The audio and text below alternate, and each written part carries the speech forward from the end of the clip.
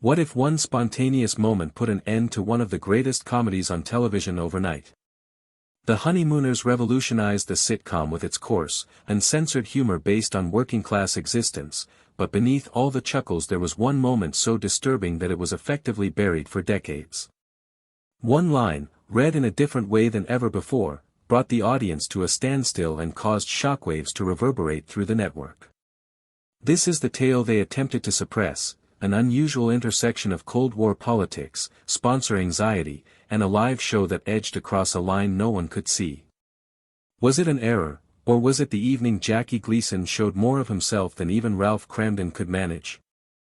If this kind of story touches your heart, if you're someone who cares about truth, responsibility, and speaking up for the voiceless, please like this video, subscribe to our channel Spark Science, and share it with someone who should hear it. Let's get started. Jackie Gleason's origin didn't start under the glare of a TV studio or amid the luxury of a Hollywood estate.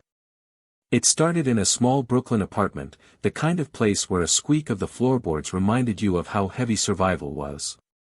Gleason was born in 1916 and grew up in a tough Irish-American neighborhood where toughness was woven into the very fabric of everyday life. By the time Jackie was 9, his father had deserted them, leaving his mother to carry him on a series of low-paying, long-hours jobs. That kind of loss leaves a scar. In Gleason, it cut deep into a reservoir of frustration, ambition, and iron grit which would one day flow straight into Ralph Kramden. He didn't have the option of a straightforward or simple route into show business. A lot of his childhood was spent struggling, waiting around pool halls, working odd jobs, doing whatever would generate a little money. The neighborhood itself was an ongoing theater, loud shouting pouring from tenement windows, neighbors living paycheck to paycheck, and families with aspirations always greater than their resources. These voices, these gesturings, and these rhythms of everyday struggle were the material that Gleason would later redirect on live television. When Gleason burst forth as Ralph Kramden, he wasn't acting, he was performing Brooklyn on television. His first genuine break came not in a sitcom but on the variety stage.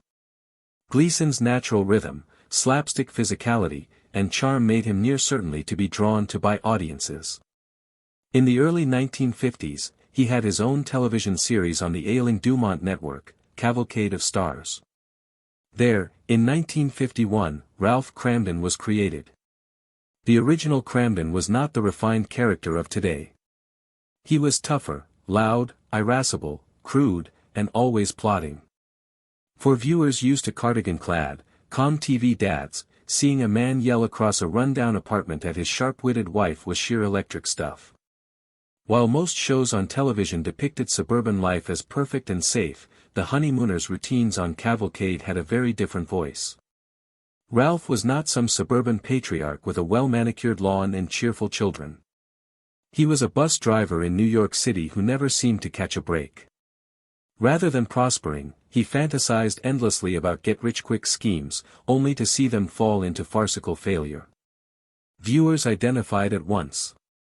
They identified with Ralph's humble victories and setbacks. At the heart of the show's realism was Ralph's and Alice Kramden's relationship. Alice was not the beaming, obedient housewife that appeared on almost every other sitcom. She resisted. She pushed back against Ralph's bluster, argued with him line for line, and never stayed silent when calling out his harebrained schemes. Their dynamic wasn't some fantasy from TV, it was the kind of argument and make-up cadence that resonated through millions of American kitchens. Casting Alice was not a piece of cake. Audrey Meadows nearly didn't get the role at all. CBS executives thought she was too glamorous to portray a working-class wife. Wanting to disprove them, Meadows divorced herself of all Hollywood glitz. She appeared on set in everyday clothes, her hair back, no makeup, looking just like Alice Kramden. Gleason had one glance and was sure she was ideal. But the first Alice wasn't Meadows. Originally, the part was Pert Kelton's, and she gave the character a crisper, more caustic bite. Her stay was cut short, professionally due to health problems.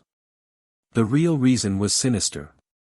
During the peak of the Red Scare, her husband's supposed communist affiliations made her a liability that the network was not ready to risk.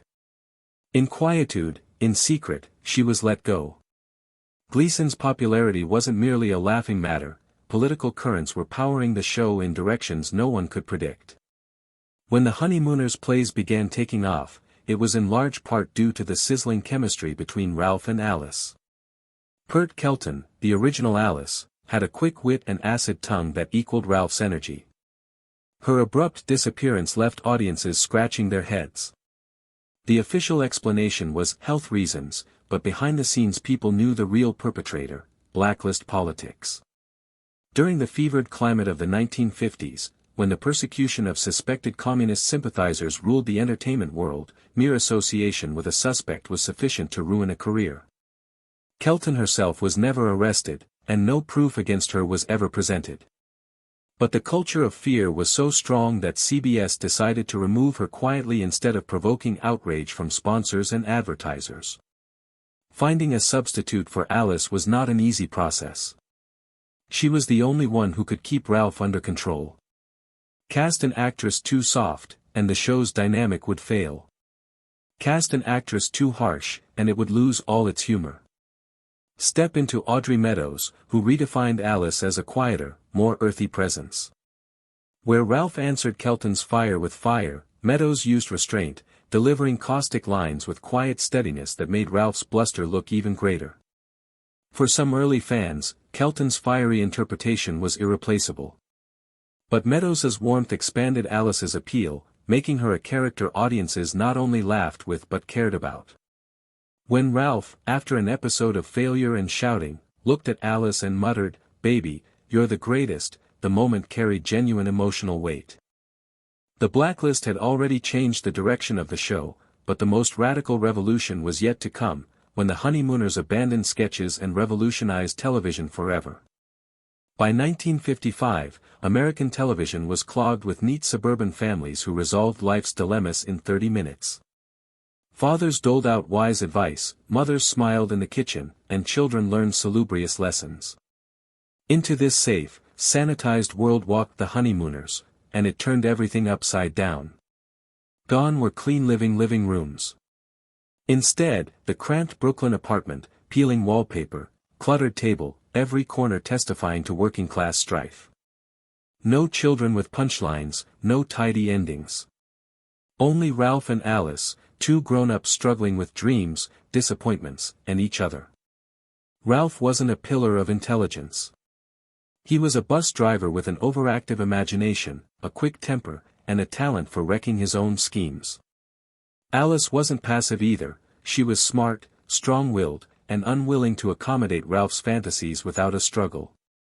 These were messy, fallible characters, and audiences adored them all the more for it. Every episode was a little play, an independent story with its complete emotional journey. Gleason, who abhorred rehearsals, demanded spontaneity, treating every taping as a live stage show. The effect was living room comedy. People laughed not because of a laugh track but because they were enjoying themselves. The show's honesty was groundbreaking. Ralph's catchphrases, "To the moon, Alice," and "Baby, you're the greatest," instantly entered American pop culture. But beyond the jokes, the Honeymooners proved that comedy could capture the struggles of ordinary life and still be funny. It also made way for future series such as All in the Family, Roseanne, and even The Simpsons. Ralph Cramden provided the model for characters that were both profoundly flawed and profoundly human. Honesty, however, came at a price.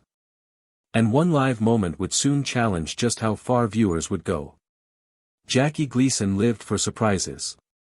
He hated rehearsals, believing that improvisation gave shows integrity. That energy would typically jolt the show. But one evening, it got out of hand. The show started off as any other, Ralph stuck in some harebrained plot, Alice eye-rolling, the laughter rolling uneasily. But in one dramatic scene, Gleason changed his tone. His voice lowered, his tone grew menacing, and suddenly the comic rant became unpardonably sincere. The laughter ceased abruptly. The crowd sat in heavy silence as Gleason's words cut more biting than ever before. Audrey Meadows, steady as Alice, stood firm, reacting with calm restraint to bring the scene back from the edge. Audiences at home took notice. Letters flooded in, some applauding the unvarnished realism, others condemning it as pushing a toxic envelope. Sponsors fretted. CBS executives reminded Gleason to keep it light. But that improvised moment also demonstrated that television comedy could be more than merely entertaining, it could hurt, unsettle, and expose uncomfortable truths. By 1956, The Honeymooners was a phenomenon. The catchphrases were on everybody's lips, the characters were like family. And then, in a shock to all, Jackie Gleason cut it short after only 39 episodes, the classic 39. Why kill a hit? Gleason was afraid of repetition. He felt the idea had natural boundaries and did not want the show to stagnate. Far better to end it at the top than to keep it slogging into mediocrity. It was an artist's move almost never heard in television, where networks historically wrung every last drop of life from a hit. But there were others. Live performance took its toll on the cast. Gleason's drinking and quick tempers kept production volatile. His co-stars, particularly Audrey Meadows and Art Carney, had to endure. Its fans were heartbroken. CBS pleaded with Gleason to change his mind. He would not. The classic 39 became the entire run of The Honeymooners as a solo show. Ironically, that limited lifespan ensured its greatness. While other sitcoms overstayed their welcome and wore out, The Honeymooners remained a flawless time capsule, forever rewatchable. Although the show was cancelled, Ralph Kramden never really went away. In the 1960s, Gleason brought the characters back on The Jackie Gleason Show in Miami. Initially, they were used in short vignettes.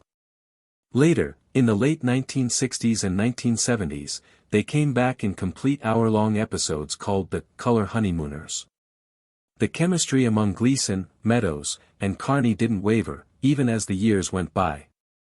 The new shows captured shifting times, sometimes addressing issues of the day but maintaining the same comforting dynamic, Ralph's harebrained schemes, Alice's down-to-earth sense, and Norton's comedic zaniness. Others liked the classic 39's old-fashioned purity, but others welcomed the revival as a return to the fold. Either way, The Honeymooners had demonstrated